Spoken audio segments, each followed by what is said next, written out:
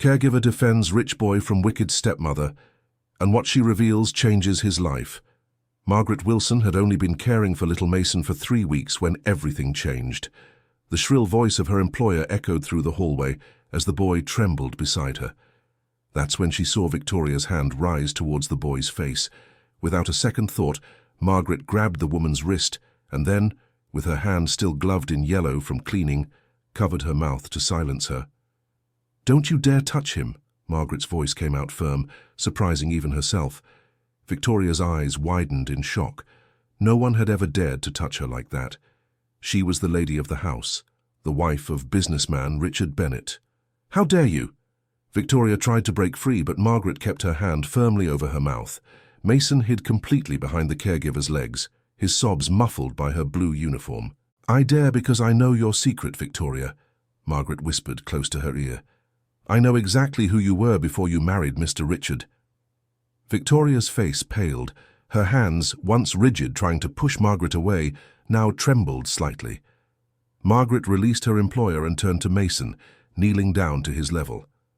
"Go to your room, my angel. I'll bring a snack in a little while." The boy nodded quickly and ran down the hall, his hurried little footsteps echoing on the marble floor. When they were alone, Victoria regained her composure. She smoothed her beige dress, ran a hand through her long hair, and looked at Margaret with contempt. "You don't know anything." "I know more than you think," Margaret crossed her arms. "And if you lay a finger on that boy again, everyone will know too." Victoria took a step forward, trying to intimidate her. "Richard will never believe you. You're just a maid." "Maybe. But will he believe you when he finds out you worked at Hope Springs Clinic, that you met his first wife there?" The silence that followed was heavy. Victoria opened her mouth to respond, but no sound came out. "That's right, I know everything." Margaret turned her back and headed towards the kitchen, leaving Victoria paralyzed in the living room. The previous weeks had been strange from the very first day. Margaret had taken the job through an old colleague, Lindsay, who had worked in the house for 2 years before suddenly quitting. "Take good care of Mason," were Lindsay's last words. "He needs someone real." Margaret hadn't understood at the time, but now she was starting to put the pieces together. Mason was 6 years old and far too quiet for his age. He didn't play, he didn't run, he didn't laugh. He spent hours sitting in his room looking out the window. In the first few days, Margaret tried to talk to him, but he barely responded. Victoria explained that the boy was naturally quiet, that he had always been that way. "He's sensitive. He needs routine and strict limits," Victoria said with a smile that didn't reach her eyes. But Margaret noticed other things. The way Mason flinched when Victoria entered the room. How he ate too fast, as if afraid his food would be taken away. How his eyes filled with tears when he heard loud voices. Everything got worse when Richard called to say he would be back for Mason's birthday in 3 weeks. Victoria became tense, nervous. She started giving Margaret contradictory orders. "Keep Mason busy in his room. Don't let him come downstairs when there are visitors. If anyone asks for him, say he's sleeping." Margaret obeyed at first. After all, she was just the caregiver. But something wasn't right. It was on the 10th day that everything began to change. Margaret was tidying Mason's room when she found a drawing under the bed. She picked up the paper and felt a tightness in her chest. It was a drawing of a woman. But the woman had 2 faces. One smiling, the other with a mouth open in a scream. The eyes were heavy black slits. The hands, claws. Mason entered the room and saw Margaret holding the drawing. His cheeks turned red. "Sorry," he whispered. "I'll throw it away." "No, dear." Margaret sat on the bed and patted the spot beside her. "Come here. Tell Margaret about this drawing." The boy hesitated but sat on the edge of the bed, keeping his distance. "It's just a drawing." "This woman here," Margaret pointed. "Who is she?" Mason looked at his own hands. "Nobody." "Mason, look at me." Margaret waited until he raised his eyes. "You can trust me, I promise." Tears began to stream down his small face. "It's Aunt Victoria," he sobbed. "She has 2 ways. One when Dad is here, another when he travels." Margaret felt the anger growing in her chest, but kept her voice calm. "And which way is she now?" "The bad one." Mason wiped his tears with the back of his hand. "She yells a lot, says I'm a burden, that I get in the way of her life." "Since when has this been happening?" "Since forever, since she married Dad." Margaret pulled the boy into a hug. He resisted for a second, but then gave in, crying on her shoulder. "No one will yell at you again," Margaret promised. "Margaret will take care of you." From that day on, Margaret began to observe everything more carefully. She noticed that Victoria would divert calls. When the phone rang and Mason ran to answer it, she always got there first. "It's a salesman," she would lie. "It's nothing important." But Margaret saw the name on the screen once, Meredith Bennett, Mason's grandmother.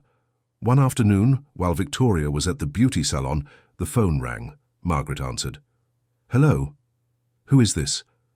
The voice on the other end was that of an older woman, tired.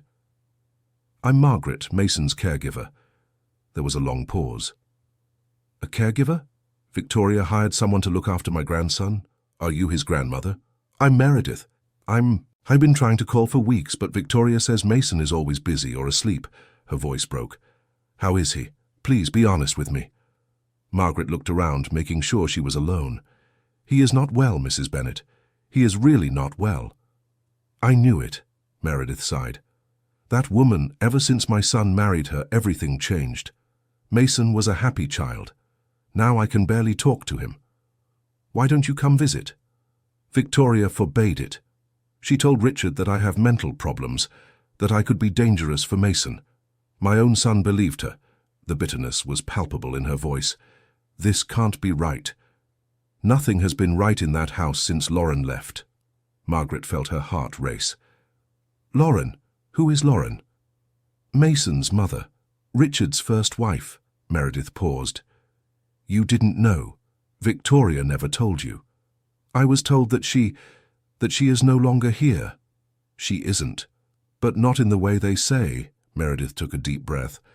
"Lauren left home 2 years ago, simply disappeared. Richard said she had a nervous breakdown and went to a clinic.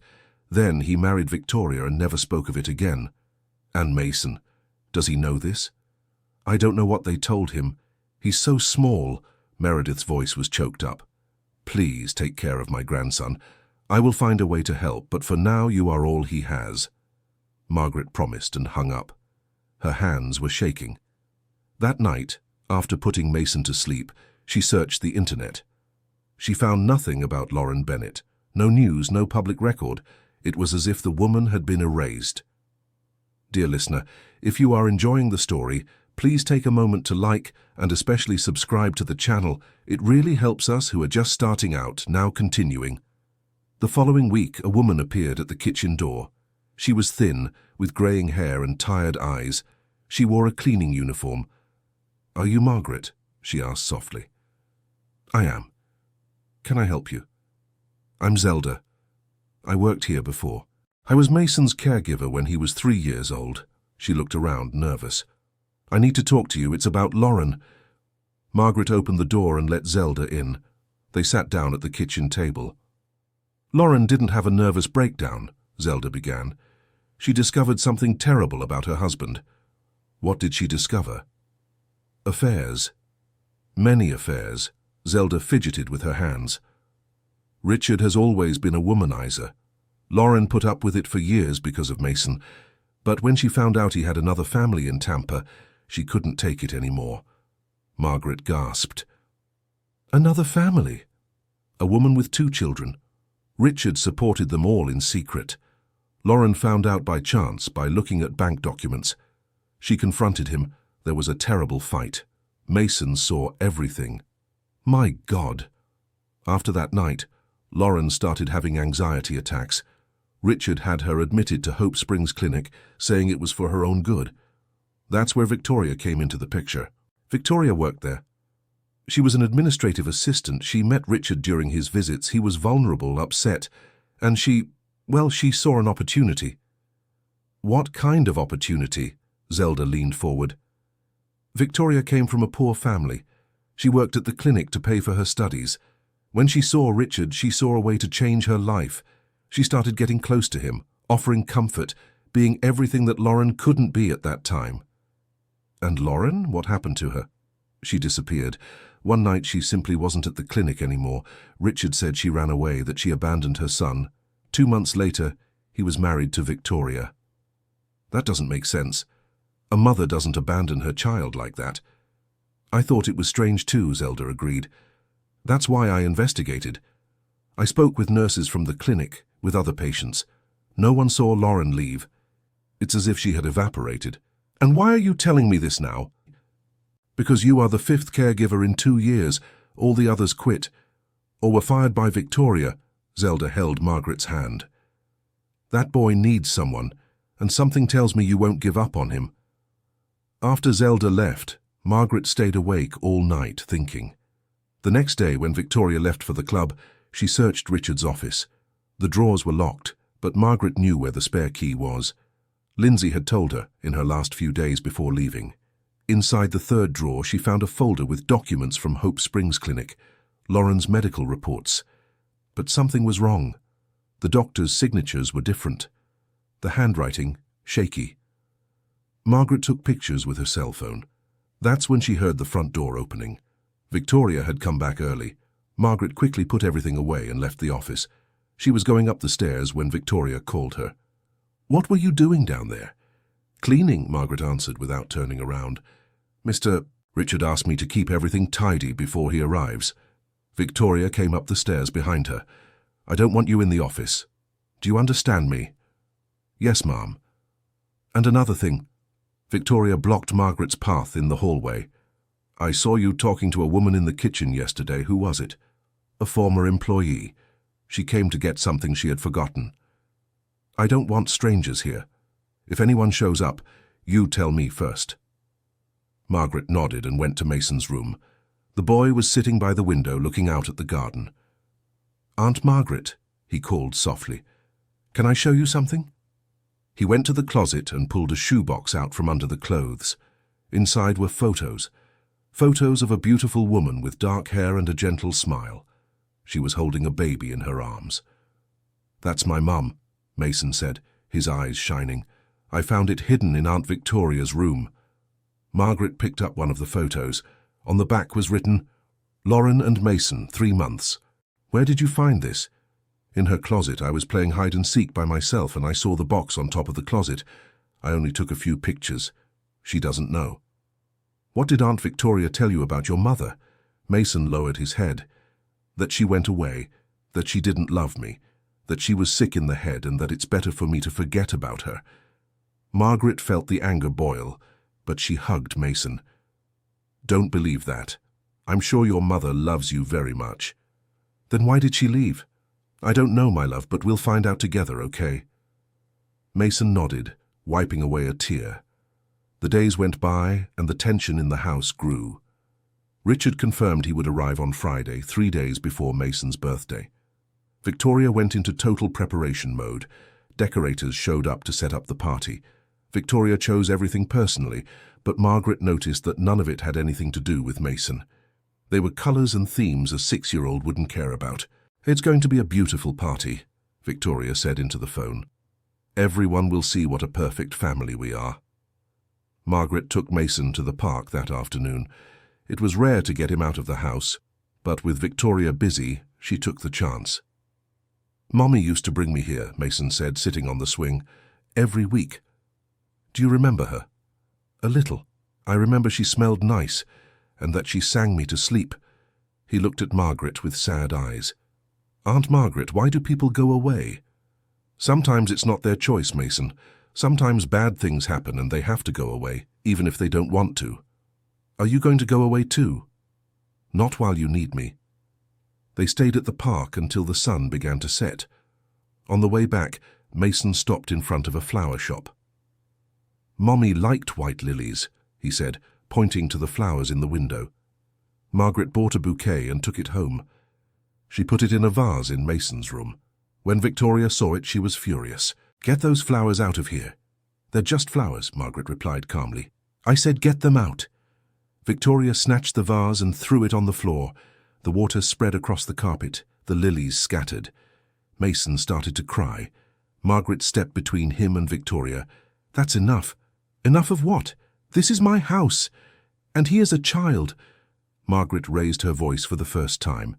"You can't treat him like that." "I can do whatever I want, and you can pack your bags. You're fired." "I'm not going anywhere without taking Mason with me." Victoria laughed, a humorless sound. "You think you can take him from me? You're nothing but a maid." "I'm the maid who knows your secrets." Margaret took a step forward. "I'm the maid who knows you falsified Lauren's medical reports, who knows you took advantage of a vulnerable man, who knows you keep this boy isolated from everyone who truly loves him." Victoria's face turned white. "You can't prove anything." "I can, and I will." Margaret picked Mason up. "Now get out of the way." Victoria didn't move for a moment, but then she stepped aside. Margaret took Mason to his room and locked the door. "Aunt Margaret, I'm scared," Mason cried softly. "I know, my love, but I promise everything will be all right." Margaret took her phone and called Meredith. "Mrs. Meredith, I need your help. It's urgent." They talked for 20 minutes. Meredith promised to come the next day, bringing a lawyer. Margaret also called Zelda, asking her to gather all the information she had about Lauren. That night, Margaret slept in Mason's room, sitting in a chair next to his bed. Victoria knocked on the door several times, but she didn't open it. The next morning, everything happened at once. Richard arrived early. Meredith showed up with the lawyer, and an unknown woman rang the doorbell. Margaret was in the kitchen with Mason when she heard the commotion in the living room. "Mother, what are you doing here? What are you—" It was Richard's voice. "I came to see my grandson, and I'm not leaving until I talk to him." "Mrs. Meredith, please, we've already talked about this. You are not well." "I'm not well." Meredith's voice was loud. "I'm being kept from seeing my own grandson, and I'm the one who's not well." Margaret held Mason's hand and they went to the living room. Richard was in a suit, coming straight from the airport. Meredith was accompanied by a middle-aged man with a briefcase. And Victoria. Victoria was pale, staring at the front door. In the doorway stood a woman, thin, dark hair tied in a ponytail, red eyes from someone who had cried a lot. She was staring intently at Mason. "Lauren," Meredith whispered. Mason let go of Margaret's hand and stood still, looking at the woman, his eyes filled with tears. "Mommy." Lauren took a step forward, but Richard blocked the way. "What are you doing here? You have no right to show up after 2 years." "I have every right," Lauren replied firmly. "I am his mother. You abandoned your son." "I never abandoned him," Lauren shouted. "You took him from me." Victoria finally moved. "Lauren, you shouldn't be here. You know you can't—" "Shut up, Victoria." Lauren cut her off. "You, of all people, have no right to speak. What is going on here?" Richard looked between the two women. "Do you know each other?" "Know each other?" Meredith laughed humorlessly. "Tell him, Victoria. Tell him how you met Lauren first, how you became her friend at the clinic, how you gained her trust." Richard looked at his wife. "Victoria, dear listener, if you're enjoying the story, please take a moment to like and especially subscribe to the channel.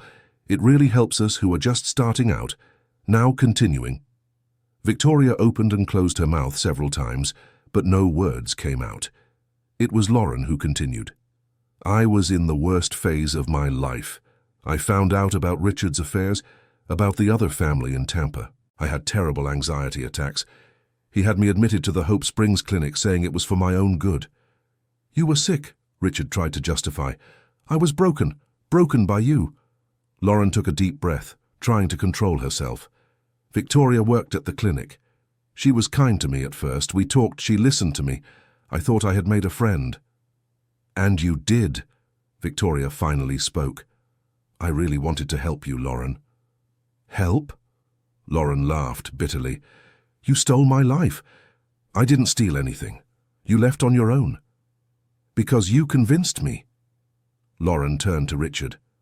"She showed me pictures of you with other women, bank documents, proof of everything you were hiding. She convinced me that I would never be happy with you, that Mason would be better off without me around." Richard was pale. "No, it can't be true. I was so confused. so medicated, Lauren continued, tears streaming down. I believed her when she said Mason would have a better life without a sick mother, that I would only harm him, that the best thing I could do was disappear. Margaret, still holding Mason, began to understand everything. So you helped Lauren run away, she said to Victoria. You planned it all. It was for her own good, Victoria defended herself. It was for your good, Meredith accused. With Lauren out of the way, you had Richard all to yourself. That's not true, isn't it? The lawyer beside Meredith finally spoke. Because I have documents here that prove otherwise. Lauren's medical reports that were altered, forged signatures, records of visits that never happened. Where did you get that? Victoria was desperate now. The truth always finds a way, the lawyer replied. Richard sank into the sofa, the reality crashing down on him. You planned it all. You used Lauren's illness, my vulnerability, for what? Money. Victoria turned to him with anger in her eyes. You think it was just about money? You think it was that simple? So why? Because you deserved it, Victoria shouted. You deserved to suffer like you made Lauren suffer, like you made so many women suffer with your lies. What? Lauren seemed confused. Victoria turned to her. I wanted to help you, truly. When I saw what he did to you, it reminded me of my own mother. My father was the same. He cheated, lied. He destroyed my mother bit by bit. When I saw you at the clinic, I saw my mother, and when I met Richard, I saw my father. So this was revenge? Richard asked, disbelieving. At first it was justice, Victoria admitted. But then I saw Mason. That innocent boy caught in the middle of it all, and I thought that maybe, just maybe, I could give him a better life than you gave him. By isolating him from everyone? By treating him poorly? Margaret confronted. That's not a better life. I never meant to hurt him. Victoria looked at Mason with something that seemed like regret. But every time I looked at him, I saw you, Richard. I saw the man who destroyed Lauren, and I got angry. Mason was crying silently. Lauren took a step, then another, until she was in front of her son. Mason, she knelt down. I'm sorry. I'm sorry for leaving. I'm sorry for believing you'd be better off without me. Mommy! Mason let go of Margaret's hand and threw himself into his mother's arms. They stayed like that for long minutes, hugging, crying together. Margaret felt tears in her own eyes. She looked at Meredith, who was also crying, and at the lawyer, who was discreetly wiping his eyes. Richard got up from the sofa and went towards his wife. How could you? His voice was broken. How could you deceive me like this? Be a part of this? You deceived yourself, Victoria answered tiredly. You believed everything you wanted to believe, that Lauren was crazy, that she had abandoned you, that I was your salvation. But deep down you knew the truth, you just didn't want to see it. I loved Lauren, he said quietly. You didn't love her. You possessed her. There's a difference. Victoria picked up her purse. I'm going to pack, the marriage is over. You're not going anywhere. The lawyer blocked the door. The authorities will want to talk about the forged documents, about how you manipulated a vulnerable patient. I helped Lauren be free. You helped separate a mother from her son, Meredith said firmly. However good your intentions were at the start, what you did to Mason is inexcusable. Victoria looked at the boy in his mother's arms. Her shoulders slumped. I know, and I'll have to live with that. The situation hung in the air for a moment. It was Margaret who broke the silence. Mason needs peace now. You need to sort this out among yourselves, but away from him. Lauren nodded and took her son by the hand. Let's go to the garden, my love. I have so much to tell you. When they left, Margaret turned to the others.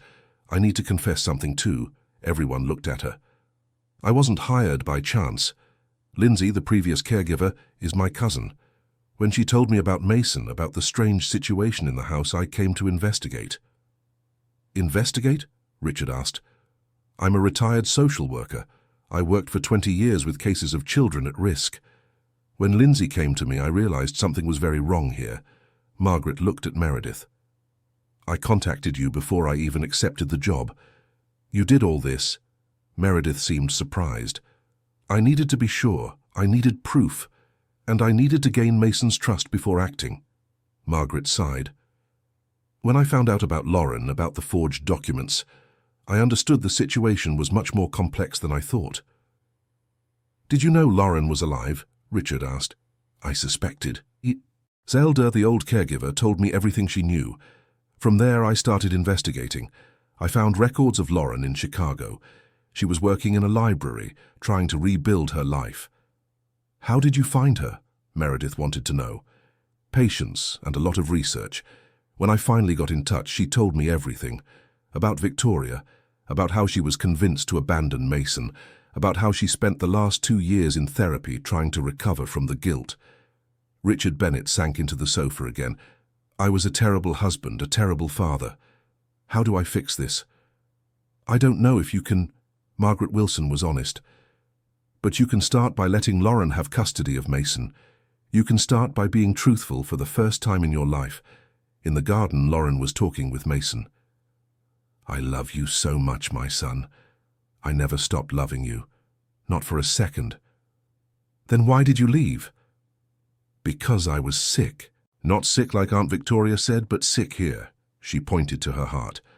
I was so sad, so confused, and people I thought were my friends made me believe you would be better off without me. But I didn't get better. I got sad too. I know, my love. And that breaks my heart. Lauren held her son's face. But now I'm going to fix it. I'm going to fight to be with you. I'm going to be the mother you deserve. And Daddy? Lauren sighed. Your father has made many mistakes, but he loves you in his own way. We're going to need to talk a lot, the three of us, and figure out how to make this work. And Aunt Victoria? Aunt Victoria. She did bad things, but she was also hurting inside. Sometimes hurt people hurt others without meaning to. Aunt Margaret said that you love me. She was right. She was. And Aunt Margaret is a very special person. She's the one who found Mommy. She's the one who discovered the truth. Mason looked toward the house. Can she keep living with us? Lauren smiled. Let's see what she wants, okay? Inside the house, the conversations continued. The lawyer explained the legal consequences to Victoria. Richard was trying to process everything. Meredith Bennett held Margaret's hand, thanking her quietly. You brought my grandson back, she said. You brought my daughter-in-law back. How can I thank you? Seeing Mason happy is enough. Victoria was sitting in a corner, alone. For the first time since Margaret had known her, she looked small, vulnerable. I really wanted to help at the beginning, she said to no one in particular. My mother suffered so much at the hands of my father. When I saw Lauren suffering the same way, I wanted to save her. But somewhere along the way, I got lost. Margaret approached and sat down beside her. What you did with the documents was a crime. What you did to Mason, keeping him away from his family, was cruel. But I believe a part of you wanted to do the right thing. You really believe that? I do. Hurt people do terrible things trying to heal their own pain. You need help, Victoria, therapy, to process what happened to your mother. You can't keep projecting that onto others. Am I going to prison? I don't know. It depends on what Lauren decides to do, on the lawyers. But even if you don't, you'll have to live with knowing what you caused. Victoria nodded, tears streaming down. I didn't want to hurt Mason. I swear I didn't. But you did. And now he's going to need time to heal, just like you. The following days were a whirlwind of lawyers, conversations, and decisions. Lauren filed to regain custody of Mason. Richard, surprisingly, didn't contest it. I did a lot of things wrong, he admitted to Lauren in one of their meetings. I cheated on you, I lied, I had you committed when I should have supported you. I don't deserve Mason. But I can learn to be a better father. It's not about deserving, Lauren replied. It's about what's best for our son. And the best thing is for him to have a stable home with real love. You can visit him. You can be a part of his life. But you have to really change. I will change. I promise. As for Victoria, Lauren decided not to press criminal charges. She needs help, not prison, Lauren explained. And I need to move forward, to focus on Mason, not on revenge. Victoria accepted the divorce without contesting it. She gave up any financial rights. I don't want his money, she said. I never did. I wanted justice. But I understand now that justice doesn't come from revenge. A week later, when things were starting to calm down, Lauren sought out Margaret Wilson. I have a proposal for you. Go on. Mason loves you. He trusts you. You brought the truth to light. You brought me back to him. Lauren held Margaret's hands. I want you to continue to be a part of our lives, not as a caregiver, but as family. As family. Meredith told me you are Lindsay's cousin, that you came to investigate out of love for her family. That shows the kind of person you are. Mason needs people like that around him. Margaret felt her eyes well up. It would be an honor. And there's more, Lauren continued. Victoria and I talked, at length, about everything. And despite all that happened, I understand her pain, the loss of her mother, the anger toward her father.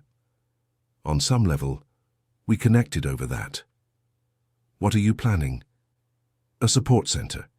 For women who go through situations like mine, like Victoria's mother went through. Betrayal, manipulation, emotional abuse. We want to help. Together? Together.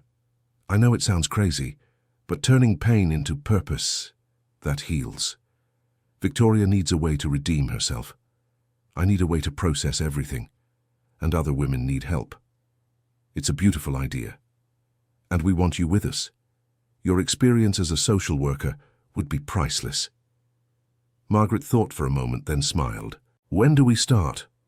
Dear listener, if you're enjoying the story, please take a moment to like and especially subscribe to the channel. It really helps us who are just starting out, now continuing. The following months were about rebuilding. Lauren and Mason moved to a smaller, cozier house near the boys' school. Meredith visited almost every day, making up for lost time with her grandson. Richard Bennett kept his promise to change.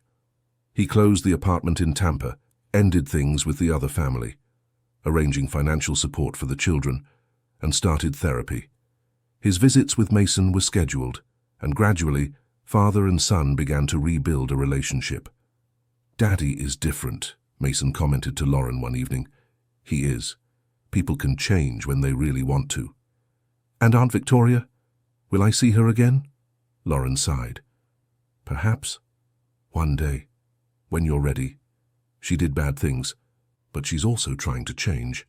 Victoria, in fact, was in intensive therapy, processing the loss of her mother, the anger toward her father, the choices she made. She and Lauren met weekly to plan the support center. I'll never fully forgive myself for what I did to Mason, Victoria said in one of these meetings. You don't need full forgiveness, Lauren replied. You need peace and purpose. Helping other women can give you that. You're incredible, you know that. After everything I put you through, you still offer me a chance. Because I know pain makes people do terrible things. I myself could have taken worse paths when I found out about Richard. You helped me, even if in a twisted way. Now we can help others together. The White Lilies Support Center, a name chosen by Mason in honor of the flowers his mother loved, opened 6 months later, a welcoming space where women could seek help, therapy, legal guidance, and emotional support. Margaret led the social work department. Victoria coordinated administrative and financial support. Lauren led the support groups, using her own story as inspiration. It's strange, Victoria commented at the opening. I never imagined I'd end up working with you. Life takes us on unexpected paths, Lauren agreed. The important thing is to learn from them. Meredith also got involved, offering therapeutic crafting sessions. She discovered that working with her hands helped many women process their emotions. Grandma is always busy now, Mason said to Margaret one day. She is, but she always has time for you, right? Always. And Mommy too. And you. And even Dad now. You are very loved, you know. I know, but it was hard to remember that for a while. Margaret hugged the boy. But you remember now, and that's what matters. At the first public meeting of the center, Lauren told her story. Not all the details, but enough for other women to relate. I went through betrayal, manipulation, being institutionalized against my will. I lost my son for 2 years because I believed it was better for him. Her voice was steady. But I found the strength to come back, to fight. And you can too. The women in the room were crying, some nodding, others holding each other's hands. You are not alone, Victoria added. We all carry pain, but together we can turn that pain into strength. After the meeting, a young woman approached Lauren. My husband betrayed me. I found out 3 months ago. I'm destroyed. I understand. It's a pain that feels like it will never go away. Does it? Not in the way you expect. The pain doesn't disappear completely, but it lessens, and you learn to live with it, to move forward, to be happy again, even while carrying the scar. I have a young son. I feel so lost. Your son needs you strong, not perfect, but strong, and we are going to help you get there. The woman hugged Lauren, crying, and Lauren hugged her back, remembering when she was in that same position. At home that night, Lauren was putting Mason to sleep. Mommy, can I ask you a question? Of course, my love. Are you happy? Lauren thought for a moment. You know, Mason, happiness isn't about being okay all the time. It's about having bad moments, but knowing everything will be all right. It's about having people who love you. It's about having a purpose. And I have all of that now. So you are happy. I am. And you? Me too. Mostly because you're here. I'll always be here, I promise. I'm never leaving again. Not even if you get sad again. Not even if I get sad. Because now I know I can be sad and still stay here. That I can ask for help. That I don't need to leave to protect you. Mason hugged his mother tightly. I love you, Mommy. I love you too, my son. More than anything in this world. Meanwhile, elsewhere in the city, Victoria was in her small house. She had moved to a simple apartment after the divorce. It had no luxuries, but it had peace. She looked at a photo on the wall. It was of her with her mother years ago, before everything fell apart, before her father destroyed the family, before the pain took over everything. Mom, she whispered, I tried to get justice for you, but in the wrong way. I'm trying to fix things now. I hope you're proud. The phone rang. It was Lauren. Hi, Victoria. Just calling to confirm tomorrow's meeting. Confirmed. I'll be there. And thank you for everything you're doing at the center. The women love you. It's the least I can do after everything. Victoria, we've talked about this. The past is the past. We're building the future now. It's hard sometimes to forgive myself. I know, but you deserve forgiveness from yourself. And you deserve a better life too. After hanging up, Victoria felt a little lighter. She still carried guilt, probably always would, but she was learning to live with it, to turn it into something positive. Richard, for his part, was in his big empty apartment. He had fired most of the staff, sold several properties.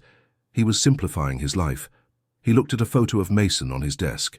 His son was smiling, something he rarely did when Richard lived with him. Better off without me, aren't you? He said to the photo. But I'm going to learn. I'm going to be the father you deserve. His therapy sessions were helping. The therapist made him confront things he had avoided his entire life. His fear of intimacy, his need for control, his betrayals as a way to fill an internal void. You used women for validation, the therapist had said. Every conquest was a way to prove something to yourself, but it never filled the void, did it? No. Because the void is only filled when you accept yourself, when you are true to yourself and to others. Richard was trying. For the first time in his life, he was really trying to be honest. Margaret at that moment was having dinner with Lindsay. Thank you for sending me to that house, she said to her cousin. I knew that if anyone could help Mason, it was you. Lindsay smiled. When I left there, I was so worried. But I didn't have the courage to do what you did. You planted the seed. You warned me. Without you, none of this would have happened. And now, what comes next? The center is growing. We've already helped more than 50 women. And Mason is happy. That's all that matters. You've become part of his family, haven't you? I have, in a way I never imagined. Lauren is like a sister to me now. Mason calls me his heart-aunt. Even Meredith has adopted me as an extra granddaughter. Lindsay laughed. And Victoria? Victoria is complicated, but she's trying, and that counts. You have a huge heart, Margaret. Or maybe I just understand that we're all just trying to survive our own pain. Some in better ways than others, but all trying. The weeks turned into months. Mason turned 7 at a small party with just family. Richard was there, as was Meredith, Margaret, and to everyone's surprise, Victoria. Can she come? Mason had asked Lauren. Do you want her to come? I think so. She did bad things, but Aunt Margaret said that hurt people do bad things, and that if she's trying to get better, she deserves a chance. Lauren felt proud of her son. So small, but so wise. At the party, Victoria stayed in a corner at first, until Mason went over to her. Hi, Aunt Victoria. Hi, Mason. Happy birthday. Thank you. Are you going to have some cake? If you want me to stay, I do. You're part of the story. Mom said all the people from the story are here today. Victoria knelt down to be at his height. Mason, I'm sorry. For everything I did. For how I treated you. Mom said you were sad inside. That sometimes sad people do bad things without meaning to. Your mother is very wise. And kind. More than I deserve. Everyone deserves kindness, Mason said with a child's conviction. That's what Aunt Margaret always says. Victoria hugged the boy quickly and stepped away before she started to cry in front of everyone. Richard approached her. Thank you for coming. I didn't know if I should, but Mason wanted me to. He has a big heart, like his mother. Like his mother, Victoria agreed. You were lucky to have her. A shame you didn't know how to appreciate her. I know. I think about it every day. At least you're trying to change now. And you are too. The center is doing amazing work. It is. Who would have thought that the three of us, after everything, would be working together to help other people?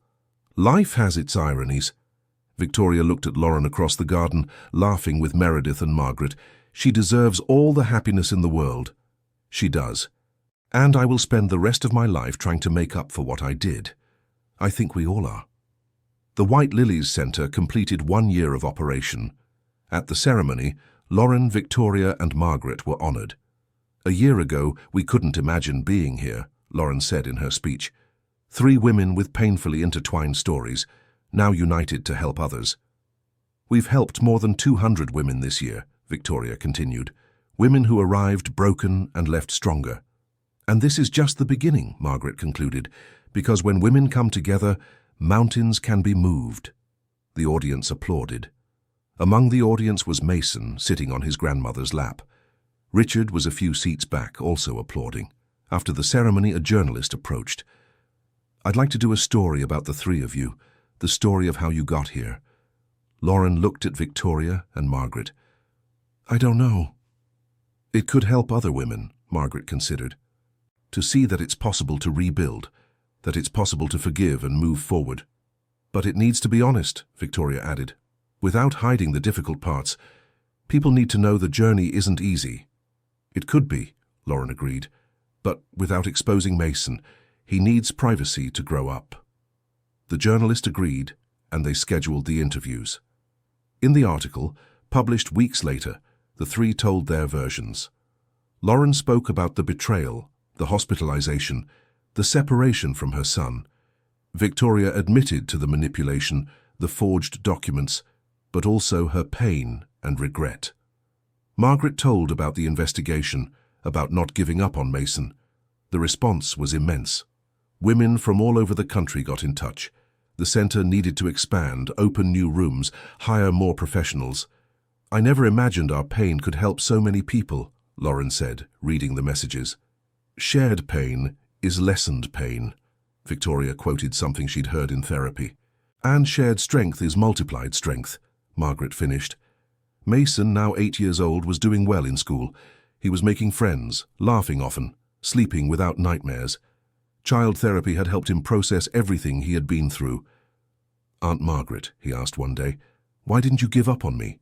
"Because I saw something special in you, Mason, a light that couldn't be put out, and because every child deserves someone who will fight for them. You fought a lot, and I'd do it all again, without hesitation. When I grow up, I want to help children too, like you helped me." Margaret felt her heart warm. "You will be amazing at that." Richard, after 2 years of therapy and changes, started dating again. But this time it was different. He was honest, communicative, respectful. "I learned that a healthy relationship requires vulnerability," he told Lauren in one of their conversations about Mason. "Something I never had the courage to have. I'm glad you're learning.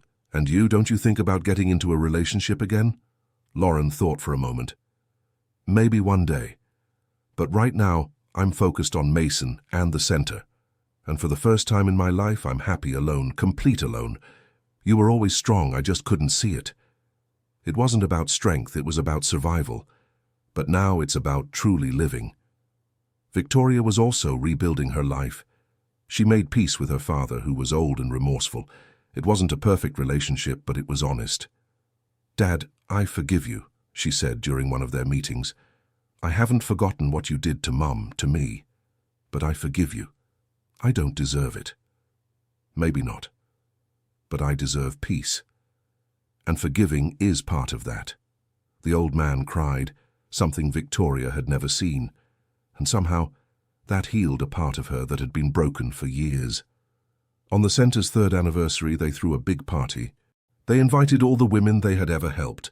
The garden was full of stories of overcoming. Lauren stepped onto the small makeshift stage. "3 years ago, I was a broken woman, separated from my son, lost, without hope. Today, I look around and see not just my story, but hundreds of stories of women who found strength. Strength doesn't come from never falling," Victoria continued. "It comes from getting up every time, from learning from mistakes, from turning pain into purpose. And we don't have to do it alone," Margaret finished. "Together, we are unbeatable."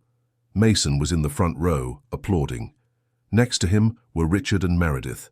In the second row were Lindsay and Zelda, the 2 former caregivers who helped reveal the truth. "Look how many people our story has touched," Lauren said to Victoria afterward. "And to think it all started with so much pain. The pain shaped us, but it didn't define us. We were the ones who chose what to do with it." Margaret joined them. "Do you know what I'm proudest of?" "What?" the 2 asked. "Mason. That boy who was just a shadow of his former self is now pure light. That, more than anything else, shows we did the right thing." The 3 looked at the boy, who was playing with other children who had come with their mothers. He laughed, ran, he was free. "It was worth every tear," Lauren whispered. "Every difficult moment," Victoria agreed. "Every battle," Margaret concluded. The years passed. Mason grew up. The center expanded to other cities. Lauren wrote a book about her journey, which became an inspiration for thousands. Victoria completed her psychology degree, specializing in trauma. Margaret trained a new generation of social workers. And Richard? He never went back to being the man he was. He built an honest relationship with his son, based on truth and respect. He supported the center financially, without asking for anything in return. And slowly, very slowly, he learned what it truly meant to love. At Mason's 15th birthday, the whole family was gathered. Lauren, Richard, Meredith, Margaret, Victoria, Lindsay, Zelda, everyone who had been part of the journey. "I want to make a toast," Mason said, raising his glass of juice. "To all the people who fought for me, who never gave up, who showed me that family isn't just about blood, it's about who chooses to be there." Everyone raised their glasses, some with tears in their eyes. "And especially for Aunt Margaret," Mason continued, "who saw a frightened boy and decided he deserved to be saved." Margaret wiped her tears. "You always deserved it, my love. Always." To Mom, who came back when I needed her most. Lauren held her son's hand tightly. To Grandma, who never stopped fighting. Meredith smiled, proud. To Dad, who learned to change. Richard nodded, grateful for the second chance. And to Aunt Victoria, who showed that people can change when they really want to. Victoria raised her glass, her voice choked with emotion. Thank you, Mason, for giving me a chance to be better. As everyone toasted, Margaret looked around. That unlikely family formed by pain and rebuilt by love. None of them were perfect. They all had scars, but they were together. And that, in the end, was all that mattered. End of story. And you, what did you think of this story of overcoming and rebuilding? Did Victoria deserve a second chance? Did Lauren do the right thing by forgiving? Leave your opinion in the comments. We really want to know what you think. If this story touched your heart, don't forget to leave your like and subscribe to the channel so you don't miss other moving stories like this one.